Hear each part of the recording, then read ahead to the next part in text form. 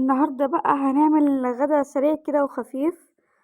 ما كانش عندي وقت بقى وقلت اخلص اعمل حاجه خفيفه كده بقى على طول. هنا كان عندي بطاطس اهي قطعتها صوابع زي ما انتوا شايفين وحطيتها في الزيت. طبعا في ظل الغلاء اللي احنا فيه محدش بقى بيعمل بطاطس، ده بقى نادر. هنا بقى ابني اللي كان بيلعبني من المضرب ده كان عايز يحطولي في الزيت، هو لسه صغنن بقى.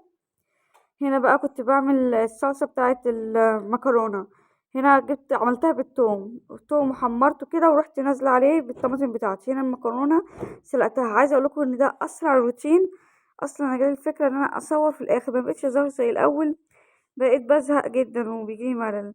دي معايا كبدة كده انا متبلاها كبدة شرايح، حاطة فيها توم وحاطة فيها كمون وحاطة فيها فلفل اسود وملح، ومتبلاها زي ما انتوا شايفين كده. عايزه اقول لكم ان انا عارفه ان الكبده بتتعمل بالرده، بس انا بحب اعملها بالفيجيتار تحفه، عشان الرده اللي عندي خشنه جدا جدا مكنتش قادره انزل، فانا رحت عملتها بالفيجيتار طلعت تحفه. هنا البطاطس بتاعتنا بقى خلاص خلصت. عايزه اقول لكم اصلا زمان كان عندنا البطاطس دي شيء اساسي على الاكل، بس بسبب الزيت بقينا نعملها في المناسبات. هنا بقى دي التتبيله اللي هنحطها على الصلصه: فلفل اسود، كمون، بابريكا، كزبرة. طبعا كده حتى قلبتها كده، بقول لكم انا تبلت الكبده بتاعتي اهي، وهنزل بيها في الزيت اهي زي ما بوريكم كده.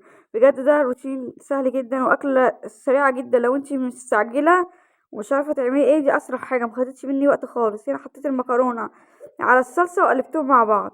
هنا كده هوريكم الصينيه بتاعتي. ده كده كان الاكل بتاعنا النهارده. وكان في طحينه على فكره، بس الطحينه كنت نسيت احطها، وكان في مخلل.